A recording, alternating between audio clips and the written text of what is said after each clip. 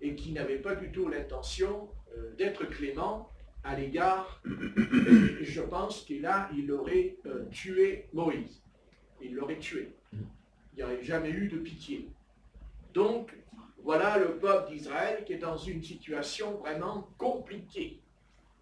Et moi, j'appelle cette situation, je l'appelle une épreuve. Amen. Et dans notre vie, il faut arriver à comprendre que le Maître nous conduira dans des épreuves. Amen. Et je sais qu'on ne veut pas en entendre parler, on ne veut même pas y penser, que demain matin, en nous levant, on pourrait avoir une épreuve. Mais comme vous le savez, le lendemain ne nous appartient pas. Donc, quand Dieu nous envoie des épreuves, c'est pas qu'il ne nous aime pas, mais au contraire, Amen. il nous met à l'épreuve, ce qu'on appelle dans l'Écriture un test. Donc, l'Éternel a testé le peuple d'Israël. Et qu'est-ce que l'Éternel a testé dans le peuple d'Israël? Quelque chose de très important. Dans Exode,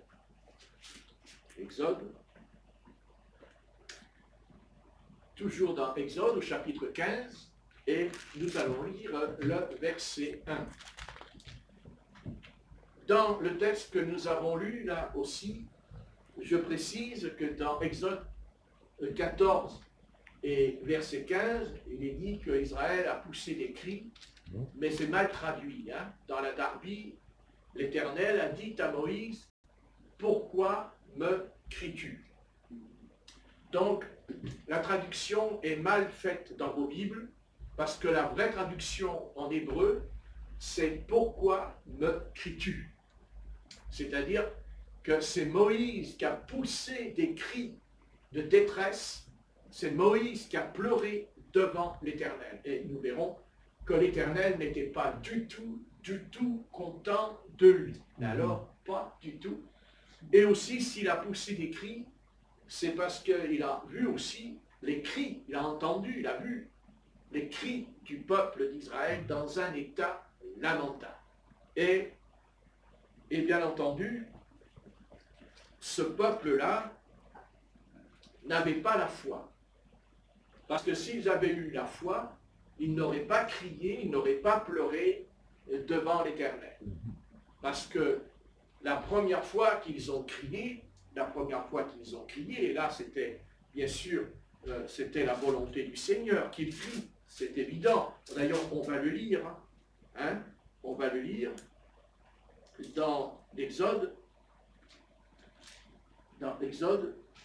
chapitre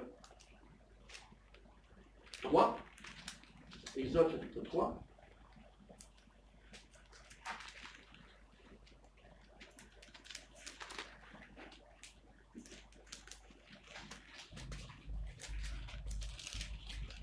non, chapitre 2, pardon, Exode chapitre 2 et verset 23.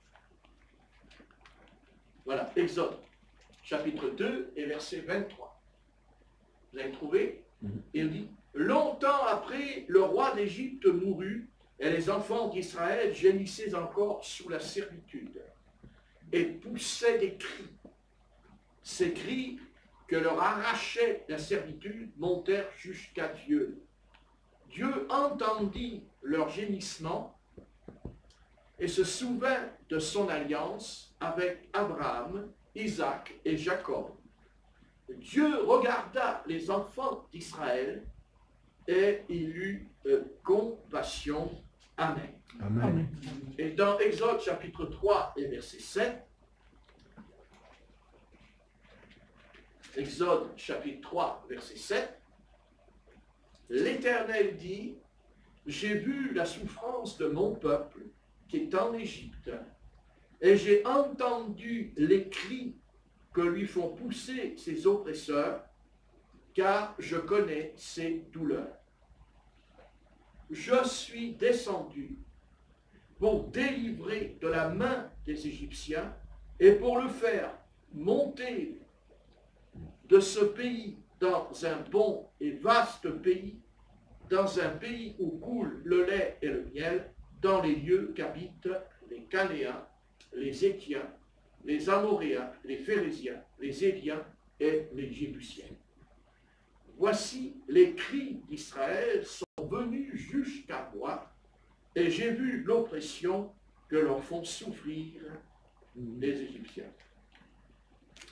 Donc, là, dans ce passage, il est légitime et il est tout à fait normal que le peuple d'Israël pousse des cris, parce que ça, c'était normal, c'était logique, parce qu'ils souffraient, parce qu'ils étaient persécutés, et d'ailleurs, il nous est dit qu'on jetait les premiers-nés des enfants d'Israël dans le Nil pour être mangés par les crocodiles. Les crocodiles, ils en ont bien profité pendant combien de temps? Pendant 4 siècles. Pas mal, 4 siècles, 400 ans.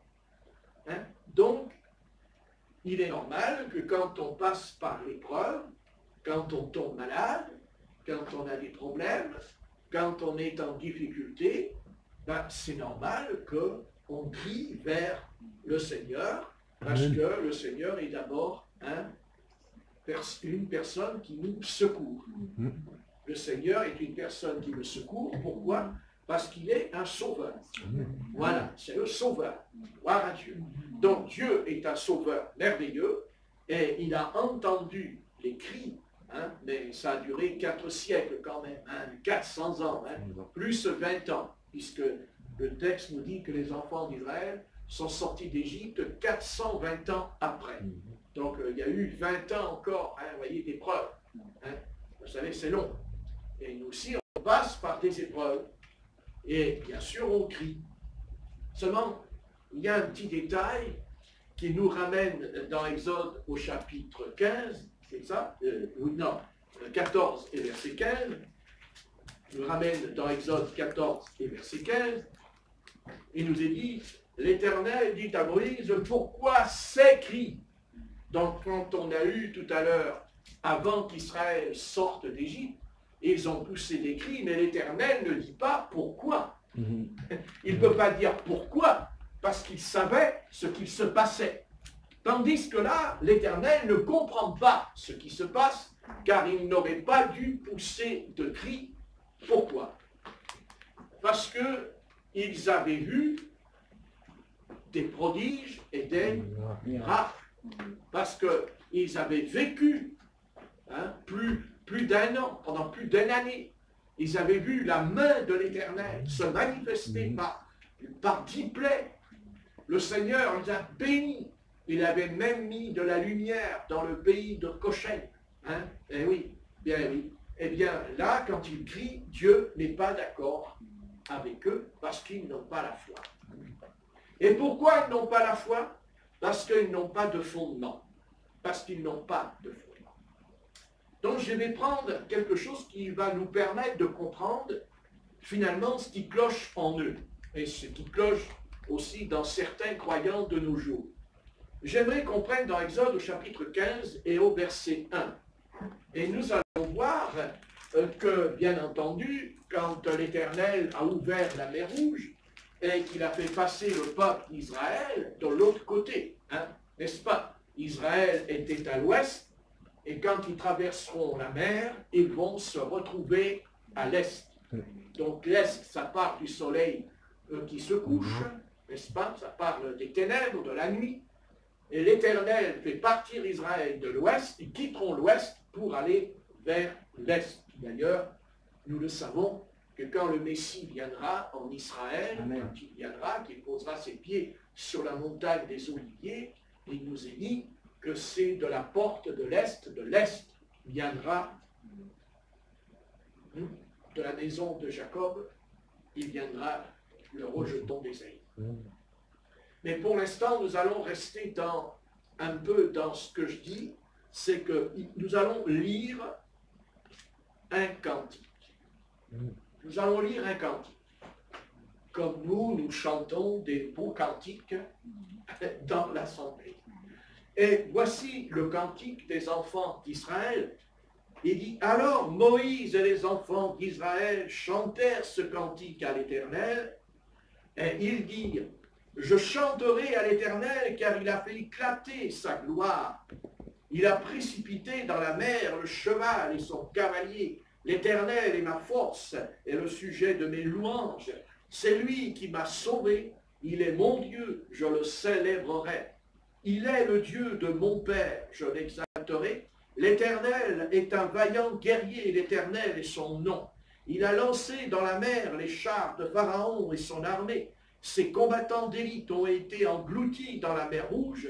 Les flots les ont couverts. Ils sont descendus au fond des eaux comme une pierre.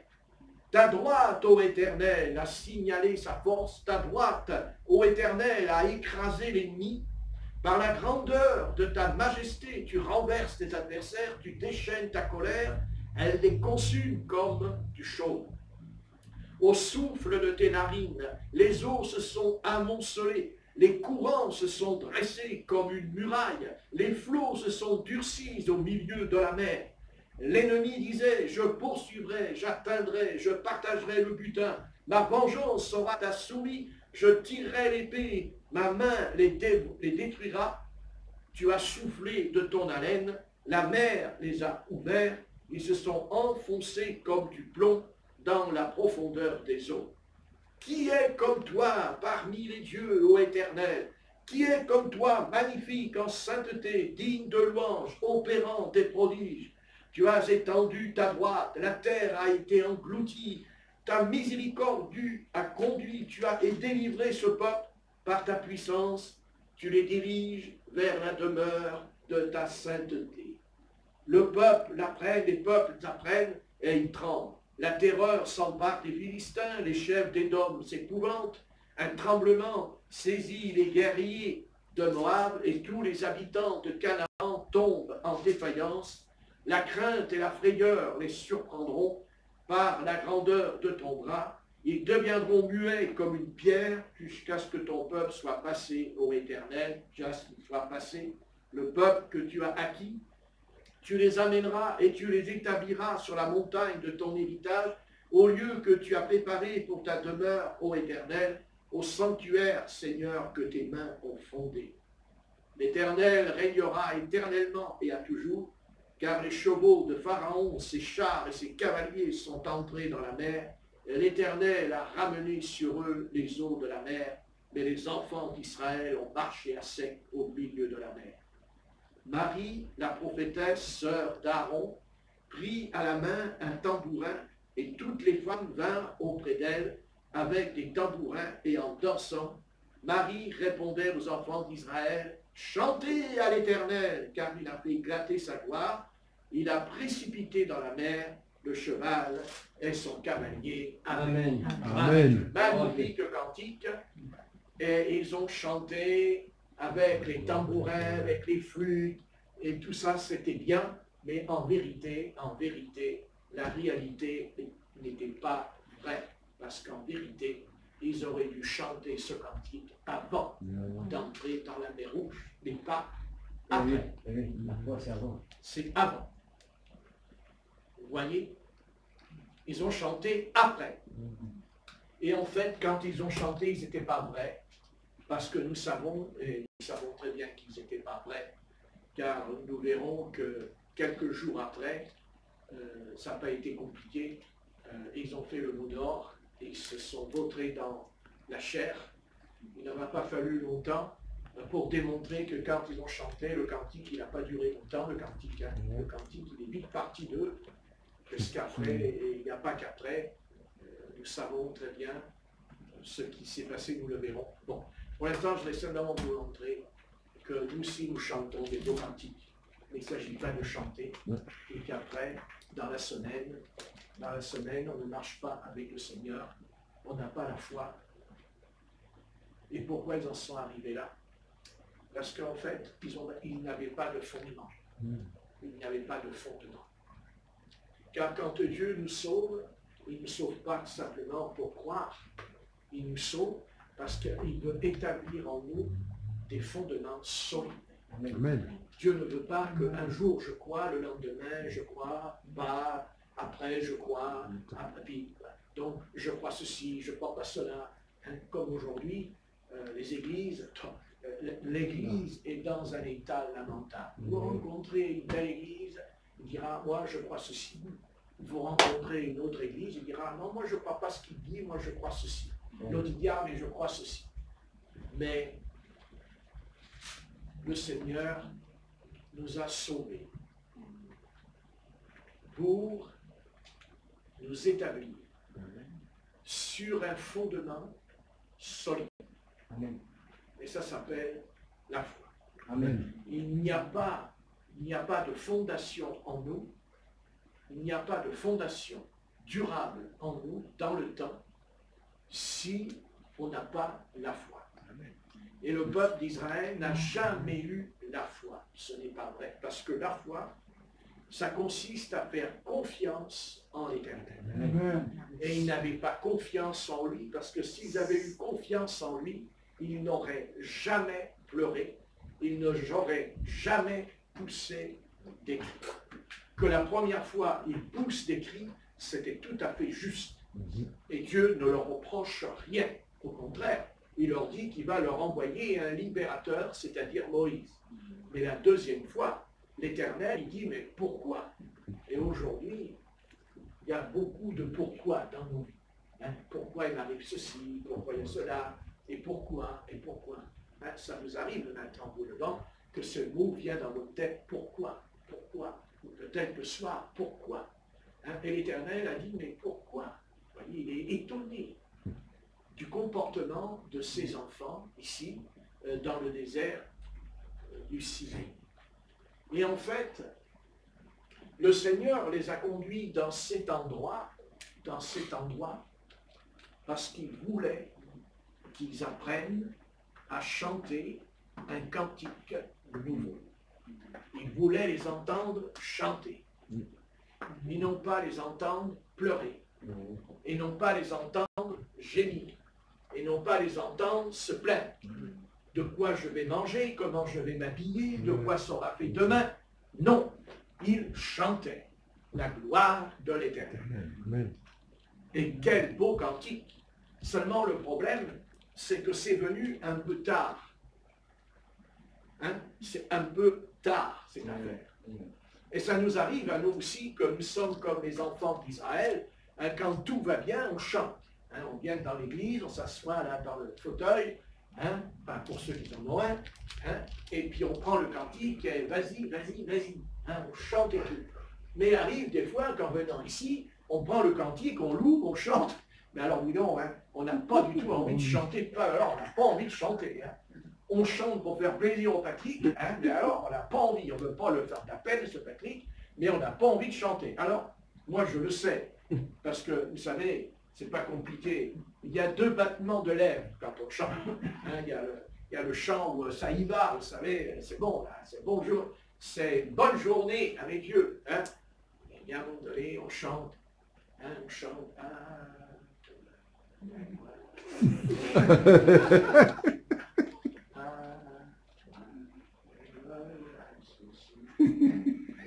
Et alors, il y a le pasteur qui est là, et finalement, on finit par croire que c'est le seul galet sur la place, avec sa voix de tonnerre, des 7 tonnerres, on va dire, et il fait « À toi la gloire, on ressuscité !» Alors, on se dit, bon, ça va, c'est clair, mais seulement, je peux aussi chanter comme ça, mais ça ne veut pas dire qu'en vérité, au fond de moi-même, ça va aussi. Et voilà. Seulement, moi, je ne montre pas. Parce que moi, je suis le berger et je ne montre pas. Vous comprenez? Parce que si le berger se met à chanter, alors là, vous voyez, là, il y a marqué sur la porte de l'église, il y a marqué quoi? Il y a un enterrement. Voilà. Il y a un enterrement. Hein? Eh bien, simplement, le chant, le cantique va révéler dans quel état on est spirituellement. Si. Le chant dans l'église révèle le niveau de spiritualité dans le ciel, devant les anges. Parce que les anges aussi chantent, c'est marqué dans les psaumes, chantent des cantiques. Et nous aussi, on est appelés à chanter. Et le peuple d'Israël a chanté, il dit, alors Moïse, les enfants d'Israël, chantèrent ce cantique à l'Éternel. J'aime bien, hein, ils chantèrent ce cantique à l'Éternel, dit le texte. Hein? Mais C'est faux. Parce qu'ils auraient dû le chanter avant que le Seigneur ouvre la mer Rouge. C'est là qu'ils auraient dû chanter ce cantique, parce que ça s'appelle la foi. Et en fait, ils n'avaient pas la foi. Parce que s'ils avaient eu la foi, d'abord, ils n'auraient pas pleuré et ils n'auraient pas gémi. Et la deuxième chose, ils auraient chanté, ils auraient reçu ce chant en eux avant. Ce qui fait qu'ils auraient dû rentrer dans la mer Rouge, non pas en pleurant, mais en chantant le cantique. Amen. Et si Pharaon avait entendu ça, ça aurait été extraordinaire. Extraordinaire. Voyez? Parce qu'en fait, Pharaon, lui, il n'a vu que le jugement de l'Éternel qui est descendu sur lui. Mais au sein du jugement, si les enfants d'Israël avaient été capables de chanter ce cantique, qui nous dit qu'il n'y aurait pas eu des soldats égyptiens qui se seraient repentis, comme nous aujourd'hui. Il y a deux manières de chanter les cantiques dans l'église. On va les chanter parce que c'est la tradition, mais les païens, quand ils rentrent, ça leur fait ni chaud ni froid. Mais ils peuvent rentrer dans l'assemblée, et quand ils nous entendent chanter, même s'ils ne sont pas d'accord avec nous, mais au fond d'eux-mêmes, ils peuvent dire, oui, mais attention, quand ils chantent ces gens-là, eh bien dis donc, ils sont drôlement sincères, ils sont vraiment honnêtes. Vous voyez, il y a quelque chose là qui vibre en eux, c'est-à-dire, ils vivent ce qu'ils disent. Amen. Et les enfants d'Israël n'ont pas été capables de vivre ce qu'ils disent. Ils n'ont pas vécu ce qu'ils ont vu, parce qu'ils ont vu la gloire de l'Éternel. Dieu ne leur a pas donné un miracle seulement devant la mer Rouge, il leur avait déjà envoyé avant la mer Rouge, il leur avait envoyé déjà des prodiges et des miracles. Parfait. Et le plus grand miracle que l'Éternel a fait avec eux, c'est qu'il a épargné les premiers-nés des enfants d'Israël. Car souvenez-vous de la malédiction de Pharaon qui avait maudit les enfants d'Israël en disant tous les premiers-nés, je vais les tuer. Et l'Éternel va retourner, la malédiction de Pharaon va se retourner contre lui, Et ce sont les enfants d'Israël qui ne périront pas, les premiers-nés qui ne périront pas. Mais parce que Dieu leur a donné aussi l'agneau pascal, l'agneau, il a donné l'agneau, c'est-à-dire Jésus-Christ. Parce qu'ils ne le connaissaient pas encore sous ce nom, mais il leur a donné Jésus-Christ. Parce que Jésus-Christ, c'est l'agneau qui ôte le péché du monde. Et quand on parle, maintenant, attention, quand je dis le sang de Jésus-Christ enlève le péché, faites attention de ne pas tomber dans le piège que le sang de Jésus-Christ serait une formule magique qui pourrait... Attention, le sang de Jésus-Christ est lié au pardon parce qu'il enlève la colère de l'Éternel. Il pardonne, le sang du Christ nous lave, mais il enlève le jugement de Dieu qui est sur nous, que ce soit bien clair. Le sang de Jésus-Christ enlève le jugement, mais en vérité, ce n'est pas le sang, c'est la personne de Jésus-Christ qui est crucifiée sur le bois maudit, qui enlève mon péché. Car le piège a été bien mis par Satan dans cette église du XXe siècle. Vous savez, le sang de Jésus-Christ, le sang de Jésus-Christ. Et ce n'est pas tout à fait vrai. C'est pas tout à fait vrai. C'est pas le sang dans le sens du sang qui me sauve. Non. C'est la personne de Jésus-Christ qui est venue en chair et en os. N'est-ce pas? C'est l'Éternel, c'est Yahvé incarné dans la chair qui est devenu homme. Car si c'était que le sang qui me lave, je serais perdu. C'est pas le sang, en réalité, c'est pas le sang qui me lave. Le sang lui-même ne me lavera pas. C'est la personne de Jésus qui est mort sur la croix, qui a été crucifié, qui a été condamné. D'ailleurs, c'est ce qu'il dit, il a été puni à notre place. Il ne dit pas le sang, il dit lui, la personne, Jésus-Christ, l'être suprême, le Très-Haut, est devenu chair, a été crucifié sur la croix, maudite de la croix. Là, je suis sauvé. Parce que vous pouvez dire le sang, donc il y en a plein qui disent le sang de Jésus-Christ, ils sont toujours malades et ils meurent. Donc attention de ne pas, il est vrai, dans l'Épître aux Romains, nous sommes d'accord, l'apôtre Paul nous dit le sang de Jésus-Christ nous purifie. Je suis entièrement d'accord avec les textes bibliques.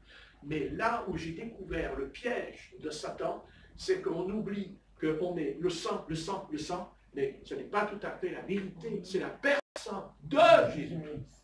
C'est Jésus-Christ lui-même, en personne, qui nous a sauvés, et non pas le sang tout seul. On se comprend. Hein? Comment? C'est pas pareil. Hein? Attention, c'est la personne de Christ. Hein? C'est Christ lui-même qui nous a sauvés. Et Christ, vous savez, d'ailleurs, je crois que c'est dans Matthieu, on reviendra à un autre sujet, mais puisque je vois quelque chose là. Dans Matthieu,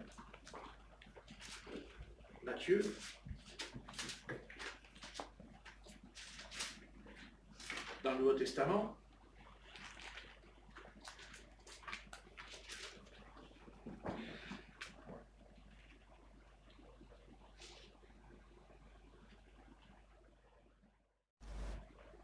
chapitre 3, verset 7. Même pas. On va lire.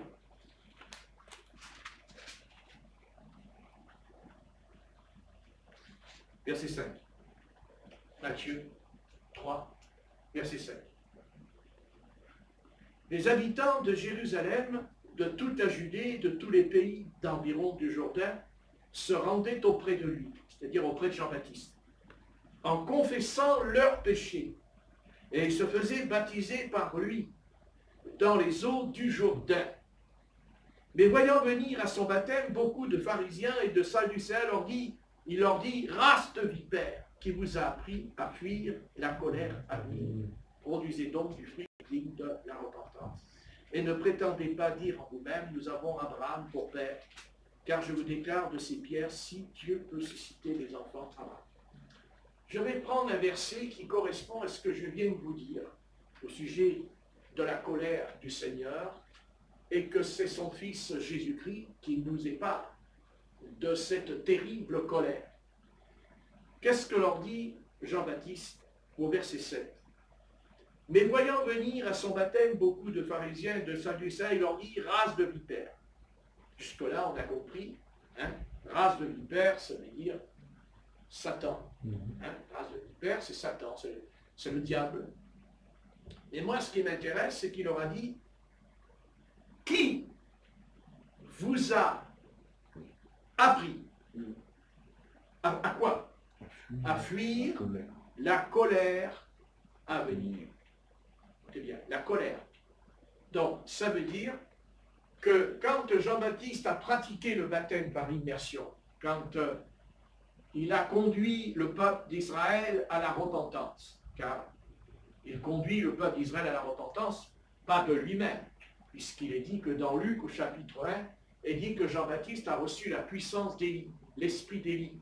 Mais nous savons que le prophète Élie, dans l'Ancien Testament, c'est lui qui a ramené Israël à l'Éternel au temps du roi Akab et de son épouse Jézabel, la reine Jézabel. Israël a été ramené parce qu'il y avait eu le prophète Élie qui était venu en Israël, Élie le Tishbite, qui d'ailleurs on ne connaît ni son père ni sa mère. C'est le seul prophète qu'on ne connaît pas, on ne sait pas. Il vient, on ne sait pas. En attendant, il a ramené Israël à la repentance. Mais quand on parle du mot repentance dans la Bible, quand on dit repentez-vous, c'est pas anodin. C'est pas simplement verser quelques larmes en pleurant, n'est-ce pas? Et puis hop, je me suis repenti. La repentance dans la Bible, c'est lié à ce que la colère du Seigneur est sur nous. C'est-à-dire que nous allons périr.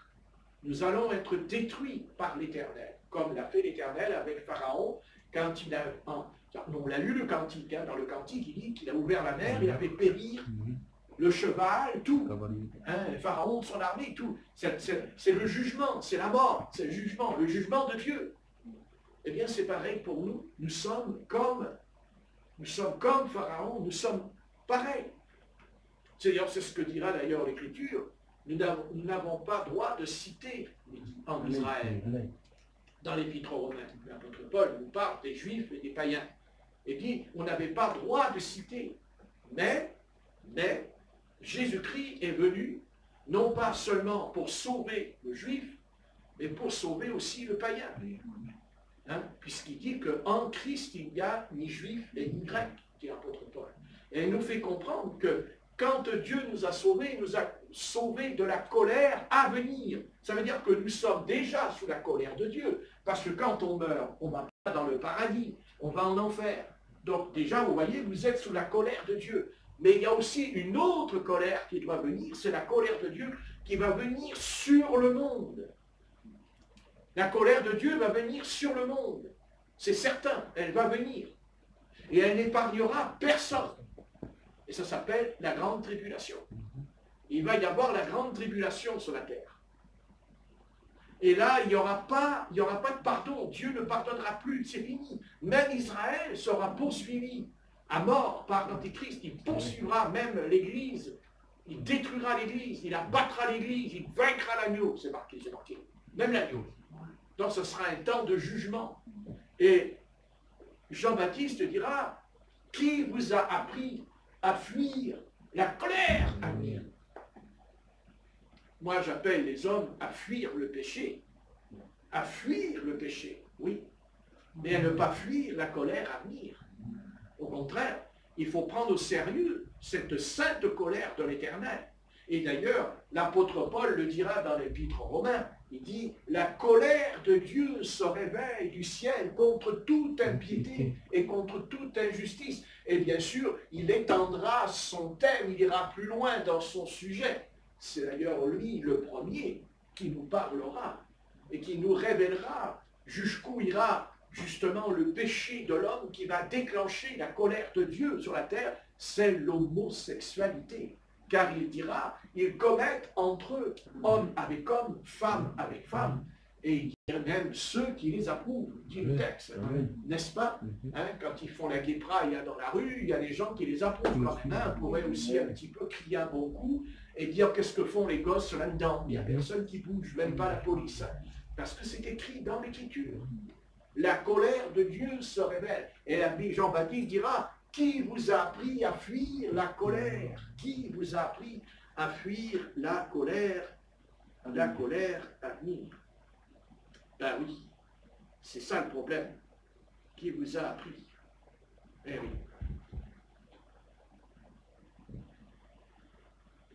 Bien sûr. Ben oui. Donc c'est déjà du temps de Jean-Baptiste. C'est du temps de Jean-Baptiste, il y a eu cette parole. Je ne vous dis pas ce qui va se passer. Hein?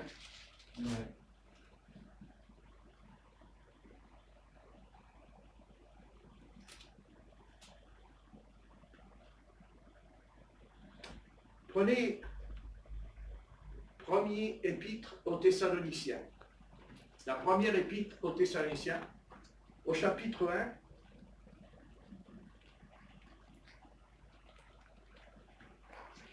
et on va lire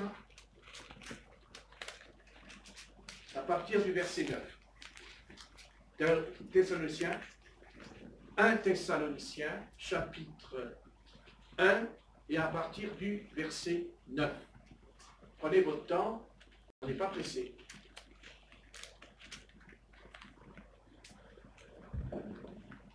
Dehors, il fait chaud, et ici, il fait bon. Amen. On est bien ici, on a la clim, plus la présence de la clim, qui s'appelle Seigneur Jésus. Alléluia. C'est pas mal, hein? Les païens vont dire c'est un fou, hein, votre pasteur. Cette façon de parler, c'est pas clair. Moi, je leur réponds, je m'en fous. Donc, ça fait rire, hein? 1 Thessaloniciens, chapitre 1 et verset 9.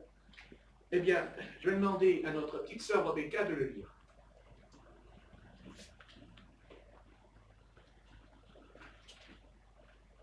Parents raconte à notre sujet. l'accès nous avons auprès de Dieu. Et comme vous êtes convertis à Dieu, en abandonnant les idoles pour servir le Dieu vivant et vrai, et pour attendre de Dieu son Fils, qu'il a ressuscité de mort, Jésus, qui nous délivre de la colère à venir. Amen. Amen. Qui nous délivre de la colère à venir. Et qui nous délivre de la colère à venir? Son Fils, Jésus-Christ. Amen. Alléluia. Donc, ça, je dis simplement que Jésus-Christ, quand il reviendra en colère. Et non pas avec douceur. Il ne reviendra pas comme la première fois. Quand il est venu en Israël, il est venu avec l'amour. Mais la seconde venue du Seigneur sera la colère du Seigneur. Il va venir avec colère, à cause du péché. Vous comprenez? Mais il aurait pu le faire déjà avant, mais il ne l'a pas fait à cause de nous. C'est à cause de nous que la colère du Seigneur n'est pas venue encore. Il y a eu, bien sûr, des tribulations. On est d'accord. Excusez-moi, attendez, il y a eu des guerres, il y a eu la guerre de 100 ans, il y a eu la Première Guerre mondiale, Deuxième Guerre mondiale, il y a eu la guerre du Vietnam, il y a eu la guerre des Malouines, il y en a eu des guerres, n'est-ce pas? Il y en a eu des guerres, mais la prochaine fois, celle qui va venir n'aura rien à voir avec les deux autres guerres mondiales. Ça n'a aucun rapport. Parce que d'abord, et parce que Satan a donné aux hommes la capacité de fabriquer des armes où il n'y aura aucune chance de s'en sortir. Ça s'appelle l'arme nucléaire. Les missiles nucléaires. Les missiles aussi avec des microbes dedans, tout le bazar. Hein? Vous comprenez, c'est pas pareil. Dieu, la colère de Dieu est manifestée. Elle vient du ciel. Et comment la colère de Dieu vient du ciel? Eh bien, Dieu autorise à Satan de prendre des armées des ténèbres et elles descendent sur la terre. C'est ce qui s'est passé avec les deux guerres mondiales. La Première Guerre mondiale, 14-18, Dieu a dit à Satan, pendant 4 ans, vas-y. Et ils n'ont pas pu l'arrêter. Et un jour, dans la nuit, on ne sait pas pourquoi, vers 11h du soir, d'un seul coup, la guerre s'est arrêtée. Même ceux qui dirigeaient la planète, aujourd'hui, ils ne savent toujours pas pourquoi, comment cette guerre s'est arrêtée. Ils n'ont pas la réponse. Moi, j'ai la réponse. C'est parce que Dieu a dit à un ange, remets ton épée dans ton fourreau. Amen. Comme il avait fait avec David et Jérusalem. L'ange était sur Jérusalem, sur l'air dormant, avec une épée à la main, frapper les enfants d'Israël. Et à un moment donné, Dieu dit à l'ange, remets ton épée dans ton fourreau. Et la peste s'est arrêtée, la maladie s'est arrêtée. Eh bien, c'est pareil avec les guerres. C'est l'Éternel qui dit, voilà, c'est comme ça. C'est comme ça. Mais c'est ce qui s'est passé pendant les deux guerres mondiales. Et je vous signale que c'est quand même assez curieux que la Deuxième Guerre mondiale a quand même pris sa source avec la première, puisque c'est toujours l'Allemagne. Oui. Non, oui. C'est l'Allemagne, qui d'ailleurs s'en prend principalement à la France, parce que l'objectif de la Première Guerre mondiale, c'était la France, et la deuxième, c'était la France. Amen. La première, la France n'a pas été occupée. La deuxième, la France a été occupée par les nazis. Je veux dire par là que si on veut étudier, on est fort étonné que c'est l'Allemagne, c'est les Allemands, l'Allemagne, qui sera le pire ennemi du peuple français. Il s'en est pris à la France. Et si Satan s'en est pris à notre pays, de France, c'est parce qu'il sait quelque chose que nous ne savons pas sur le plan spirituel, aujourd'hui, pour aujourd'hui. C'est parce que Dieu a un plan, j'en suis sûr, pour la France. Amen. Je suis sûr que Dieu a un plan sur la scène internationale Amen. pour la France par rapport, je parle par rapport au réveil. Oui. Il est fort possible que Dieu choisit la France pour faire peut-être l'unique réveil, Tout à fait. le plus puissant des réveils qu'il va y avoir. Et peut-être, je dis peut-être que c'est nous qui en sommes l'instrument ce soir. Mais nous ne le savons pas encore. Parce que nous ne sommes qu'un embryon. Ah oui. On me dit, ah ben, si tu ne le crois pas, tu fais comme les enfants d'Israël. À ce moment-là, tu ne peux pas chanter le cantique. Je vous trouve bien la veste. Bien, c'est pas mal. Merci. Hein? Pour le croire. Amen. Oui, amen. Mais je veux simplement vous dire, et je vous signale que quand Jean-Baptiste a dit la colère a venir, l'apôtre Paul reprend ce que dit Jean-Baptiste dans 1 Thessaloniciens chapitre 1 verset 10, il dit « Et pour attendre des cieux son Fils, qu'il a ressuscité des morts, Jésus, qui nous délivre de la colère. » Amen. Donc nous avons été délivrés de la colère en Jésus-Christ, bien sûr, tu as raison, en Jésus-Christ. Alléluia. Nous a délivrés de la colère. Vous vous rendez compte? Alors combien on doit être reconnaissant Amen. et d'arrêter de pleurer, d'arrêter de gémir quand ça ne va pas, et de pousser des cris quand ça ne va pas, comme les enfants d'Israël devant la mer Rouge, parce que quel que soit le mur qu'il y aura en face de vous, vous devez savoir une chose, et pas seulement le savoir, mais l'Éternel vous l'apprendra, une leçon, qui ne s'apprend pas en un jour, je vous l'accorde. Il faut pas mal d'années d'expérience. Et sachez que chaque fois que l'Éternel nous conduit devant un mur, c'est qu'il a le pouvoir de l'ouvrir. Amen. Amen. Et s'il nous conduit devant le mur, c'est pour nous apprendre à avoir la foi en lui. Amen. Car on n'aurait pas foi en lui s'il n'y avait pas dans notre vie des épreuves et des difficultés. Et la foi n'a que de fondement quand elle est capable de chanter avant la délivrance. Amen. Et non pas après la délivrance. Parce que chanter après, c'est facile. C'est de chanter avant. Et c'est ce que Israël n'a jamais su faire. Puisque nous savons très bien, hein, nous pouvons prendre, par exemple, regardez, je vais vous montrer, Israël n'a jamais eu le fondement. Jamais Israël n'a eu de fondement dans le domaine de la foi. Jamais. Et je vais vous donner des preuves. Je vous invite à prendre, par exemple, Exode 32. Non, oui, Exode 32. Vous allez voir. Exode chapitre 32. Exode, c'est dans l'Ancien Testament. Exode chapitre 32, c'est ça. Exode 32. Et on ira à partir du verset 1 à 4. Pierrot, tu peux l'aider là? Parce que là, pour se retourner, ça fait mal au dos. Exode 32. Exode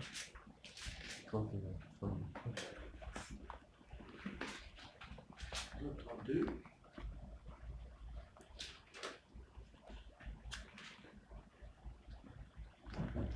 Et on va lire à partir du verset 1, et j'attends que tout le monde ait trouvé pour pouvoir le lire. Exode, chapitre 32, du verset 1 à 4. Alors, Exode, chapitre 32, et on va lire le verset 1 à 4. Et pour te racheter, tu vas le lire.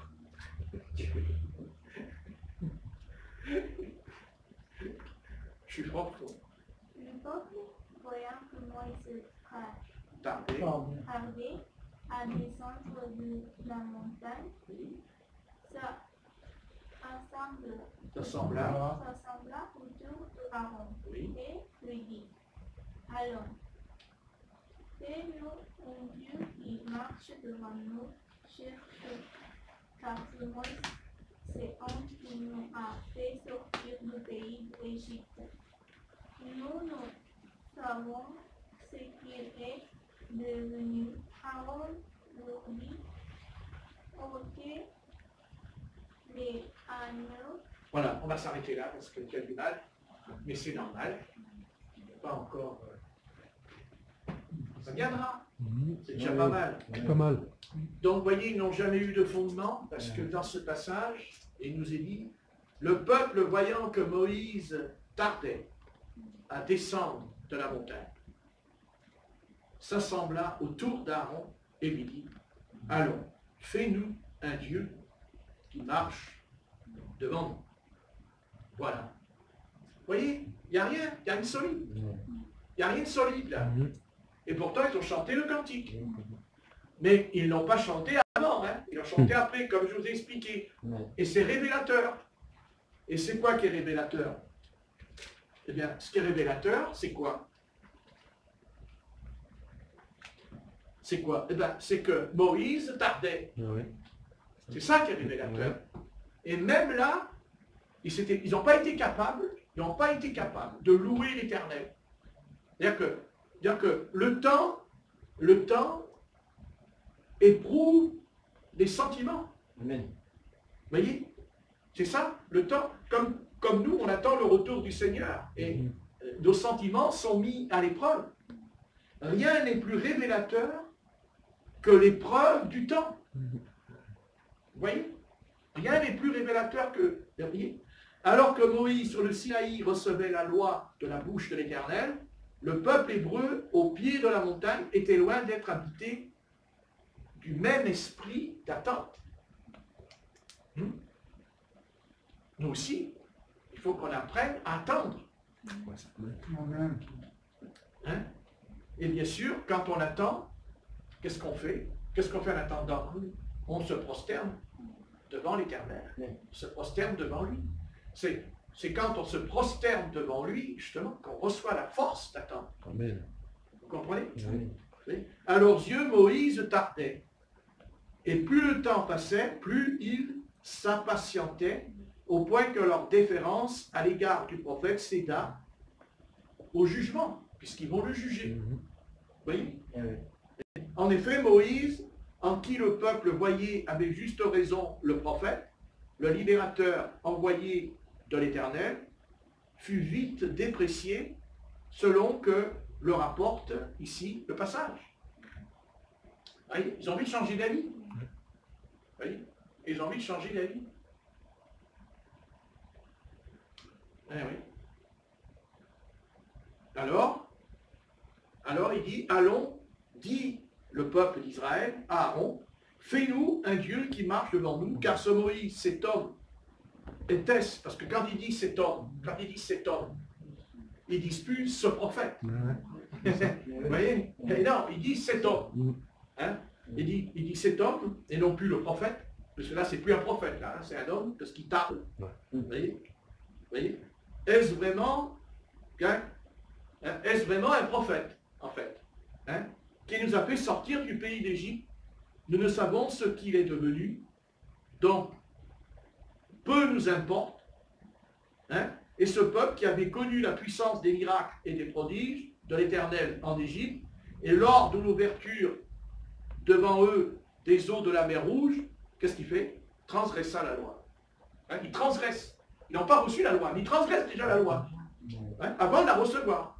Hein, ils transgressent la loi divine avant même de la recevoir. Donc il n'y avait pas en eux de fondement. Il n'y a pas de fondement, il n'y a rien, il y a de solide. Il n'y a rien de solide en eux. Comme beaucoup de croyants aujourd'hui, attention, il ne faut pas croire. Hein. C'est très léger. Hein. Vous voyez?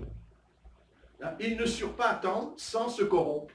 Parce que, attention, non seulement ils n'ont pas la force d'attendre, mais ils vont se corrompre. Ils ne comprirent pas que le temps même, c'est-à-dire le temps que Dieu leur a accordé, ils n'ont pas compris que c'était pour les préparer à recevoir la loi qui vivent. Voyez? Les préparer eux-mêmes à mieux apprécier cette loi qui leur était réservée en tant que peuple élu. D'où le veau d'or, résultat de leur impatience. L'impatience, en effet, comme les dogmes de l'Église, hein, parce que moi je suis contre les dogmes, hein, fera toujours une représentation visible de ce qui est invisible, altérant en une forme idolâtre ce qui est spirituel. Voilà où ils en étaient. Voilà où ils en étaient. Mais il en est aussi aujourd'hui encore, ne croyez pas. C'était pas qu'Israël. Il n'y a rien de nouveau. Hein? Voilà. Donc, je voulais vous montrer ce passage. Je vais vous montrer ce passage. Et j'aimerais aussi montrer un autre passage où il n'y avait pas de fondement. Alors là, c'est plus tard, hein, ça c'est plus tard, mais c'est quand même pareil. C'est dans le livre des Nombres. Dans le livre des Nombres. Au chapitre 11. Nombres, chapitre 11. Et on lira à partir du verset 4 à 6. Prenez votre temps. Alain, tu l'aides, s'il te plaît? Tu chercheras après, toi, tu connais par cœur. Tu as le temps de trouver, tu trouveras, toi.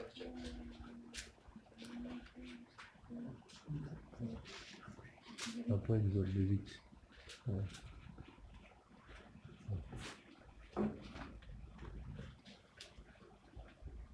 Alors, dans le Nombre, chapitre 11, Nombre 11, et le verset 4, on va lire à partir du verset 4. Nombre 11,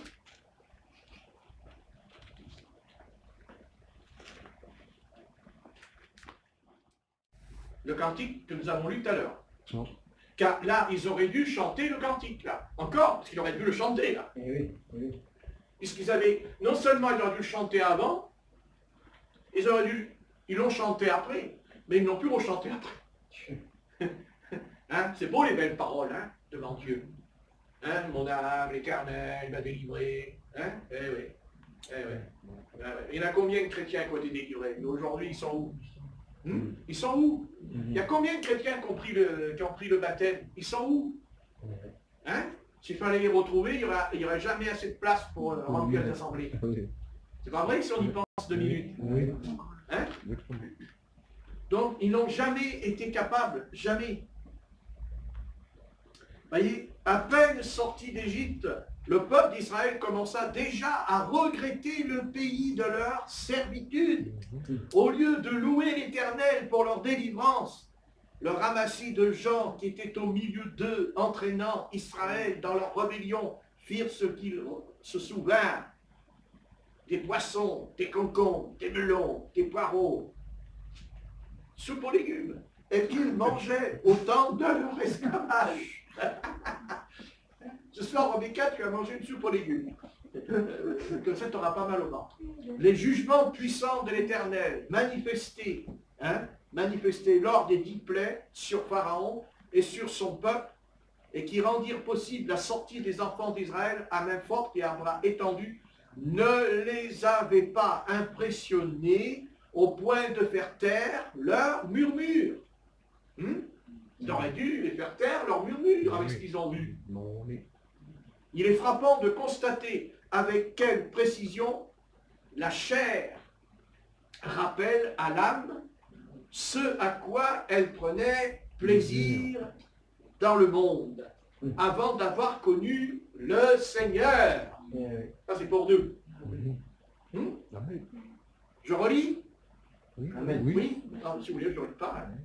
Hein? Il est frappant de constater avec quelle précision la chair rappelle à l'âme ce à quoi elle prenait plaisir dans le monde avant d'avoir connu le Seigneur. C'est ce qu'on faisait.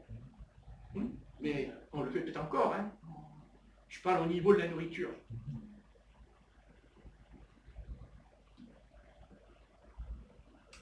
Qui furent en effet, dit l'Éternel, que furent en effet, dit la Bible, ceux qui se révoltèrent après l'avoir entendu. Parce que non seulement ils ont vu, mais ils ont entendu la voix de l'Éternel, sinon ceux qui étaient sortis d'Égypte sous la conduite de Moïse, et dont les cadavres tombèrent dans le désert, et à qui jura-t-il qu'il ne rentrait pas dans son repos, sinon à ceux qui avaient désobéi. Et aussi j'ai trouvé ça, j'ai trouvé ça dans la Bible. Où, je vais vous le donner, Hébreux, chapitre 3, et versets 16 à 18, nous allons le lire, dans l'Épître aux Hébreux, au chapitre 3, dans le Nouveau Testament. Hébreux, chapitre 3, versets 16 à 18. Eh oui. Voilà. Vous voyez, c'est important qu'il y ait un fondement. Il n'y en avait pas. Il n'y en a jamais eu d'ailleurs. Et il n'y a toujours pas aujourd'hui, de toute façon. Comment peut y avoir le fondement si on rejette le récit? Il ne peut pas y avoir le fondement.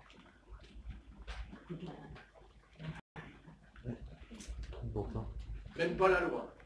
Parce que même pas la loi, ils ont été capables d'obéir. Encore s'ils ont été capables d'obéir à la loi, mais ils n'ont jamais été capables d'obéir à la loi. Par contre, ils ont été capables de rajouter des textes. Parce qu'il dit, vous avez rajouté des textes selon l'homme.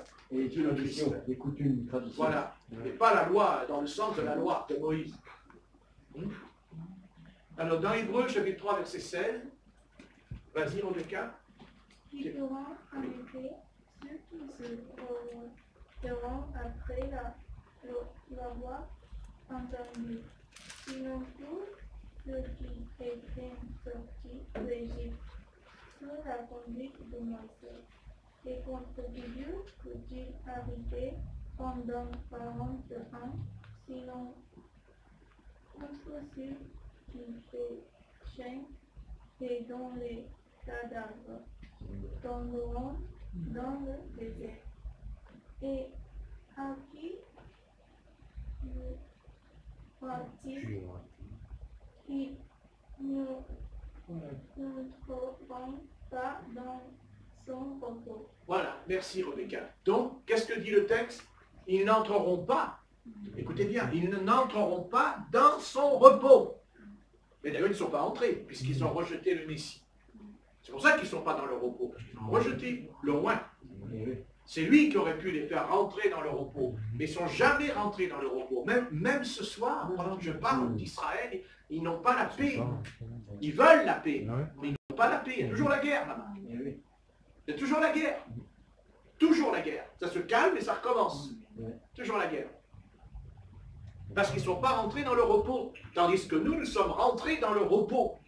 Mais quel repos? La foi. Amen. Je suis rentré dans le repos de la foi. Parce que la vraie foi procure le repos de mon âme. C'est-à-dire, c'est quand tu dors, tu te reposes. Eh bien, quand on se repose en Christ, c'est comme si on dort, mais on ne dort pas en réalité. On ne dort pas. On ne dort pas, parce qu'on est toujours éveillé. Amen. Hein, puisque il dit veillez et priez, dit le maître. Vous voyez, tout en étant reposé, on est capable de prier, de jeûner, mais tout en étant dans le repos. Amen. Le repos de la foi. Et le peuple d'Israël n'avait pas le repos de la foi, il n'avait pas la foi. Et le problème, c'est que nous aussi, on n'a pas la foi. On dit qu'on a la foi, mais si on avait la foi, alors on vivrait, Marc 16, verset 15, voici les miracles qui accompagneront ceux qui auront cru. En mon nom, ils chasseront les démons. Voilà, ça c'est la foi. Le Christ, il ne dit pas, croyez en moi, puis c'est fini. Il dit, voici, voici. Voilà, voici. Il veut dire par là, voici le temps. Le temps, c'est le temps. Nous sommes dans le temps de la dispensation de la rédemption. C'est le temps. Pour l'instant, nous sommes dans le temps de la grâce. La grâce qui est offerte à toute race d'hommes, sans couleur. Dieu offre le salut à tous. Amen. Mais maintenant, je peux aller plus loin. C'est que le salut, en réalité, n'est accordé qu'à ceux qui sont prédestinés. Amen. Évidemment, qu'à ceux qui sont prédestinés. Ah oui, parce que dans la parole, il y a la prédestination. Par exemple, Jérémie, je t'ai consacré Amen. dès le sein de ta mère, prophète des nations. Jérémie 1. À l'apôtre Paul. L'apôtre Paul dira, dès le sein de ma mère, j'ai été consacré, établi, apôtre. Dès le sein, dans Acte. Hein? C'est écrit dans Acte. Amen. Comprenez? Comprenez? Il y a aussi la prédestination, ça c'est sûr. Nous avons été prédestinés, c'est sûr. Mais Dieu veut que tous les hommes soient sauvés et parviennent à la connaissance de la vérité. Mais Dieu sait ceux qui vont dire oui et ceux qui vont dire non. Autrement, il ne saurait pas Dieu. Pourquoi voulez-vous qu'il soit Dieu s'il ne sait pas? Et pourquoi il y a des prophètes? Pourquoi il y a des prophètes? Quand ils disent il n'y a pas de prédestination, il y avait plein de pasteurs aujourd'hui qui disent il n'y a pas de prédestination. Mais c'est pas vrai. S'il n'y avait pas de prédestination, alors il n'y aurait pas les prophètes, puisque le prophète il prophétise avant que ça arrive. Amen. Ça n'a pas de sens. Bien sûr. Comment ça n'a pas de sens ce qu'il raconte?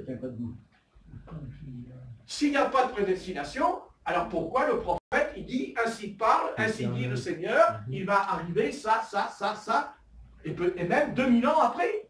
Mais ça arrive selon ce que dit le prophète. Donc il y a quoi? Il y a une prédestination, puisque Dieu annonce à l'avance ce qui va se passer. Et il se passe exactement ce que Dieu a dit. Et bien c'est pareil pour nous. Nous avons été sauvés parce que Dieu nous a prédestinés. Nous n'avons pas été sauvés parce qu'on est meilleur que les autres. On n'est pas prédestinés parce qu'on se croit là, on n'est pas comme les autres. On est comme les autres. On est comme les autres, on pleure comme les autres, on gémit comme les autres. Oui. On a mal à la rate qui se dilate comme les autres. Là, ne t'inquiète pas, c'est pas gitan ça. Donc, voilà, la rate qui se dilate. Hein, voilà. Je cherche pas contre. Donc, voilà. Hein, oui. On pleure comme les autres, mais on se ressaisit. Amen. Pas nous. L'Esprit du Seigneur. Amen. Parce que c'est ça qui nous a sauvés. C'est l'Esprit du Seigneur. Parce que sans lui, vous retournez d'où vous sortez. Hein. Vous retournez là en arrière. Hein. On ne peut pas parce qu'on est scellé. On ne peut pas. On est scellé. C'est terminé. Ouais. On ne peut pas. On est ouais. C'est fini. C'est terminé. Voilà. Mais ça ne veut pas dire qu'on n'aura pas des épreuves. Au contraire, on aura plus d'épreuves que les autres. On rencontrera plus de difficultés que les autres.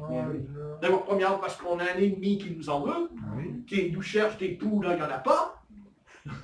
Et ensuite, il y a le Seigneur qui permet pour nous former, car il ne nous appelle pas à pleurer. Pleurer, c'est bon pour le bébé. Le bébé, il pleure. Voilà, le bébé, il sait pas. Un bébé, il dit pas « Maman, tu peux me préparer mon loulou ?» Il ne sait pas le dire. Il ne peut pas le dire. Il ne sait pas parler. Il ne parle pas en d'autres langues. Il n'a pas reçu le baptême du Saint-Esprit. Il ne parle pas en d'autres langues. Hein? Ah ouais, ça fait de l'humour, mais c'est vrai, si on veut bien méditer. Le sujet, n'est-ce pas, bébé, parler en langue. Donc il parle pas. Moi je me rappelle, moi j'avais des frères et des sœurs, je me rappelle, ils faisaient je disais à ma mère, mais qu'est-ce qu'il a? Il ne va pas parler comme nous. Et il dit non, pas encore. Pas encore. Alors, et moi je faisais ça quand j'étais petit, oui. Oh mais toi tu fais plus que ça. Toi tu cassais tout. Je te mettais un jouet dans la main, tu le foutais par terre en l'air. Et quand je t'amenais ton biberon, alors là tu étais gentil comme une image. On t'entendait plus. Voilà. Il ne sait pas le dire. Il ne peut pas le dire. Il pleure. Il pleure. Je veux des oignons. Je veux des poireaux. Je veux une côte de bœuf. Voilà. Mais nous, on ne fait plus ça. Hein? Mais non. On va au magasin, on va dans le rayon, on regarde les côtes de bœuf, on regarde celle qui est la moins grasse, on la retourne, on regarde le prix, bien entendu, et le poids, bien entendu, n'est-ce pas? Hein? Voilà. Hein? On sort, et quand on sort avec la côte de bœuf dans le panier, on est content. Hein? Hein? On a envie de le dire aux gens, j'achète une côte de bœuf. On est tout heureux. Hein? Et après, quand on la met dans la poêle, on la fait griller. Oh, on est pressé qu'elle grille. Parce qu'on veut la manger. Hein? Et quand on a fini de la manger, qu'est-ce qu'on fait? On s'allonge. C'est cher. Et le bébé, il ne sait pas tout ça. Il pleure, bébé, il pleure, il pleure. Il pleure. Stéphanie, tout à l'heure, elle va rentrer à la maison. Elle va pleurer à table. Sa mère va lui dire, mais qu'est-ce que t'as, mon enfant? Mais qu'est-ce qu'il a fait, le master? Mais qu'est-ce qu'il a fait, le master? Je pleure. Pourquoi tu pleures? Parce que je suis un bébé. Je suis un bébé. Ah bon? Et quand tu pleures, tu veux quoi? Mais je sais pas ce que je veux. Je pleure. Parce que j'ai mal. Parce que quand on pleure, c'est qu'on a mal. Eh oui. N'y a pas pensé à ça? Oui. Hein? Hein? On a mal. On pleure. Mais quand on est un adulte, on ne pleure plus. Ça veut dire que quand on est mûr en Christ, eh bien, on ne pleure plus. Voilà. Et les enfants d'Israël n'avaient pas à pleurer devant la mer Rouge. Ils n'auraient pas dû pleurer. Et ils auraient dû chanter, chanter, chanter. Avant que la mer s'ouvre. Pharaon aurait dit, mais qu'est-ce qui se passe? L'armée de Pharaon, elle aurait entendu ce cantique avec... attendez, vous imaginez l'armée de Pharaon qui aurait vu les femmes danser avec des tambourins alors que lui dit, je vais tous les massacrer, je vais tous les tuer. Et le peuple d'Israël, il danse. Alléluia, alléluia, alléluia. Dieu ne souffle pas. Hein? Mais c'est le témoignage. Et là, Dieu, peut-être que Dieu n'aurait pas eu besoin d'ouvrir la mer. Non. Non, il n'aurait pas eu besoin. Mais comment ils auraient traversé? Oh, ils les auraient fait emmener dans l'air, soulever dans l'air, par-dessus l'eau. Gloire à Dieu. Parce que c'est ce qui va nous arriver. Parce que nous monterons dans le ciel. Et qu'on n'aura pas besoin que Dieu nous ouvre la Méditerranée ou l'océan Pacifique et tout le bazar. Parce qu'on va monter. Amen. On ne va pas marcher sur l'eau comme l'apôtre Pierre. On va monter. Alléluia. On va aller dans les nuées. Amen. Parce qu'on aura la foi. Amen. Quelle foi? La foi de l'enlèvement. Amen. Amen. Mais c'est ça la vérité. La foi de l'enlèvement. Et pourquoi il y aura la foi de l'enlèvement? Parce que nous allons être confrontés à quelque chose de terrible. Car si Dieu nous accorde une telle chose, c'est qu'il y a quelque chose qui est contre. Il y a quelque chose qui va être contre nous. Pour nous détruire. Et nous allons chanter. Et c'est ce que nous faisons. Nous chantons avant d'être enlevés. Nous prions avant d'être enlevés. Nous croyons avant d'être enlevés. Amen. Non. Amen. On n'attend pas que le Seigneur nous enlève. Non. Parce qu'il n'y aura plus personne de converti sur la planète. Vous voyez qu'on dit au Seigneur, ah mais je croirai en toi quand tu m'enlèveras dans les nuées. Ben, il y a plus grand monde. Hein. Mais pour être enlevé, il faut d'abord être préparé. Amen. Parce qu'on ne va pas être enlevé parce que Dieu nous l'a dit seulement. Parce que Dieu va nous préparer. Amen. Parce que quand le Messie est venu en Israël, c'est bien de raconter la belle histoire que Yeshua est venu en Israël, qu'il est né à Bethléem et tout le bazar, et l'histoire de Rachel et tout. Mais je vous dis une chose, c'est que quand il est venu, il y avait un tout petit groupe qui était préparé à le recevoir. Oui. Car tout Israël n'a pas cru Oui. à la naissance du roi des rois. Il a fallu que ce soit des païens venant de Babylone. Vous vous rendez compte, de Babylone, pour ouvrir la Torah. Donc, attendez, eux, le peuple d'Israël, il a fallu qu'ils aillent chercher le souverain sacrificateur. Ils ont été chercher les sacrificateurs d'Israël. Ils ont fait une réunion avec le roi Hérode pour savoir à quel endroit le Messie doit venir. Parce qu'ils l'ont dit, parce qu'ils l'ont lu, mais incapables de le dire d'eux-mêmes. Incapables de le lire d'eux-mêmes. Car nous connaissons les versets de la Bible, pas seulement en les lisant, mais nous les apprenons par cœur. Et nous sommes capables de dire, en parlant, à quel endroit se trouve tel et tel verset biblique. Oh, il n'y a pas de O. Il y a A. A, B, C, D. D'accord? Voilà. Ils ont été incapables. Incapables. C'est terrible. Incapable. Et aujourd'hui, l'Église, elle est incapable. Incapable. Elle ne montera pas un pouce. Même pas mon pouce. Il va monter là-haut. Parce que je suis incapable de croire, incapable de vivre ce que Christ m'a dit dans Marc 16, verset 15. Hein? Vous imposerez les malades, les malades seront guéris. Vous oindrez les malades, dit l'apôtre Jacques. Hein? Il parle aux croyants dans l'église qui sont convertis. Il dit, vous les oindrez d'huile. Et s'ils ont commis quelques péchés, ils leur seront pardonnés. Et ils seront guéris. Alléluia. Ça s'appelle la foi. Ben ouais. Eh bien, comme dans le désert du Sinaï, les enfants d'Israël sont morts. Vous venez de le lire là, dans l'Épître aux Hébreux. Vous avez lu ce qui est écrit. Amen. Ils sont morts, ils sont tombés. Ils sont tombés, dit le texte. Dans Hébreux 3, 7, 18. Ils sont tombés. Hein? Ils sont tombés.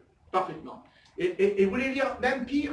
Allez, lisez Jude, chapitre 1, verset 5. Aujourd'hui, c'est le jour des Écritures. Hein? Je vous balance ces versets bibliques là ce soir. Hein? Vous n'avez jamais donné autant depuis que vous me connaissez. Jamais autant. Hein? Jude, chapitre 1, verset 5. Qu'est-ce que dit l'apôtre Jude à ce sujet? Jude. On parle très peu de lui d'ailleurs. Et pourtant, c'est lui qui a eu la révélation que Satan est venu réclamer le corps de Moïse. C'est Jude. Allez, Georges, je crois que tu as envie de le lire. Volontiers. Je veux vous rappeler, à vous, qui savez fort bien toutes ces choses, que le Seigneur, après avoir sauvé le peuple de l'avoir tiré du pays d'Égypte, qui a ensuite payé les incrédules. Continue. Voilà. Amen. Qu'est-ce qu'il a fait? Il a fait périr les incrédules. Comme aujourd'hui, il y a combien de chrétiens qui périssent, qui perdent la foi? C'est pas vrai? Qui se détournent même du Seigneur, et après l'avoir connu pendant des années. Hein? Eh bien, c'est pareil, ils périssent. C'est pareil, c'est une mort, pas physique, c'est une mort spirituelle en eux, comme le peuple d'Israël. Parce qu'ils n'ont pas su chanter le cantique de Moïse, ils n'ont pas chanté, ils n'ont pas prié. Et s'ils l'ont fait, ils l'ont fait non pas dans la réalité d'un fait, parce qu'en eux, il n'y a jamais eu de fondement qui s'appelle la foi. Et vous voulez la preuve? C'est pas compliqué, prenez Jacques, chapitre 1. Non, mais c'est le jour des versets de la Bible. Jacques, là vous ne pourrez pas dire, le pasteur, il ne nous a pas apporté un message biblique. Cette fois, je lui ai apporté un message biblique. Et prions que ça dure. Amen. Prions que ça dure. Ça fait rire l'ancien. L'ancien, il est l'ancien. Donc ça revient un message. Non, mais c'est bien, il faut m'envoyer un message. Les gens, je préfère qu'on rit qu'on en veut. Non, mais vous savez, Dieu sait ce qu'on dit aussi, hein, les choses, hein, le courant. Hein. Tu connais quand on parle.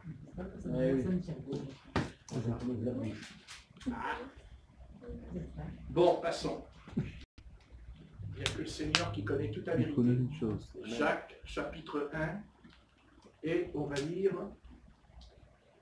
verset 2. Jacques, chapitre 1, et verset 2. Allez, on va demander à Nicolas, puisque tu as ri, là tu vas lire.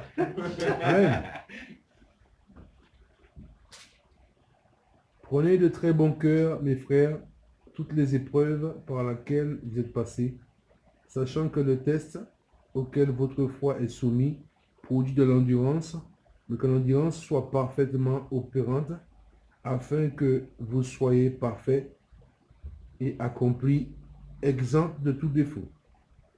Continue. Non, merci Nicolas. Non, c'est très bien. Je crois que c'est clair. Hein? Voilà, mes frères, regardez comme un sujet de joie complète les diverses épreuves. Il ne dit pas en pleurant, mais il dit la joie, les diverses épreuves auxquelles vous pouvez être exposés. D'accord? Amen. Sachant, verset 3, sachant que l'épreuve de votre foi produit la patience. C'est ce que le peuple d'Israël n'a pas su vivre tout à l'heure, quand on l'a lu dans Nombre, n'est-ce pas? Ils ont été dans le péché parce que voilà, ils avaient des impatiences et ils n'étaient pas capables d'être patients parce que justement, ils n'avaient pas la foi. Parce que c'est écrit là, sachant que l'épreuve de votre foi produit la patience. Mais il faut que la patience accomplisse parfaitement son œuvre afin que vous soyez parfaits et accomplis sans faillir en rien. Vous voyez? Sans faillir en rien. Donc, c'est exactement ce qu'ils n'ont pas eu. Et c'est ce que nous devons avoir ce soir. Amen. La patience, Ouais. et la patience, c'est un fruit de l'esprit. Oui. Hein, c'est le fruit de l'esprit, la L'esprit de patience, l'esprit, la hein. paix, la joie, la douceur, la sainteté, la vérité. Hein, mais c'est aussi le fondement, c'est la foi. Hein. Et je terminerai, parce que je sais que c'est 6h30 et que vous commencez un petit peu, voilà, parce que les oignons, quand on les épluche, ça fait pleurer aussi. Donc, ne faisons pas trop pleurer, épluchons pas trop les oignons en prêchant, parce qu'après, au lieu d'être joyeux, ils vont ressentir en pleurant les croyants. J'aimerais qu'on termine mon sujet, parce que c'est un sujet qui met vraiment en moi, c'est que, marquez, je bénis le Seigneur parce que je ne suis pas là pour prêcher, je sais, de toute façon, que j'ai vécu, j'ai été capable de le vivre. Donc, je n'aurais pas prêché, non, je n'aurais pas prêché quelque chose que je ne peux pas vivre. Moi, je l'ai vécu. Moi, vous savez, j'ai ramassé des coups ici, hein, tout seul, là, le soir, j'étais là dans le coin, mais j'étais jusqu'au bout. Amen. Hein, et j'ai prêché, j'ai chanté. Alléluia. Et j'ai pas chanté après que Dieu m'ait délivré. J'ai chanté avant d'être délivré. C'est pas pareil. Hein. Mais ça, c'est pas Patrick. Hein. Non, c'est la grâce de Dieu. Amen. La grâce de Dieu opérante. D'ailleurs, l'apôtre Paul le dit. Hein, c'est quand je suis faible que je suis fort. Hein, il le dit. Hein, voilà. C'est important. Ne nous mettons pas. Non. De toute façon, la chair, de toute façon, elle ne sait faire qu'une chose, c'est de se glorifier. Ça lui plaît d'ailleurs. Mais non, pas du tout. Loin de là, la chair qu'elle se glorifie. Non, pas du tout. Si je me glorifie, c'est en Christ, dit l'apôtre Paul, en Christ. En Christ, oui, on se glorifie. Hein? Amen. Et j'aimerais terminer mon sujet par l'Apocalypse, puisque c'est l'Apocalypse qui va nous aider à mieux comprendre ce sujet, au sujet de ce cantique que Israël aurait dû chanter. C'est Apocalypse 14 et verset 1. Apocalypse chapitre 14 et verset 1. Pierre, tu peux aider Alcy de le trouver, s'il te plaît.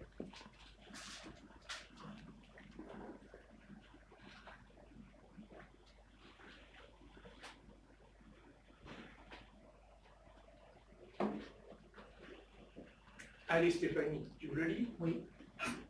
Je regardais et voici, l'agneau se tenait sur la montagne de Sion, et avec lui 144 000 personnes qui avaient son nom et le nom de son Père écrit sur leur front. Et j'entendis du ciel une voix, comme un bruit de grosses eaux, comme le bruit d'un grand tonnerre. Et la voix que j'entendis était comme celle de joueurs de harpe, jouant de leur harpe. Et ils chantent un cantique nouveau devant le trône, et devant les 4 êtres vivants et les vieillards. Et personne ne pouvait apprendre le cantique, si ce n'est les 144 000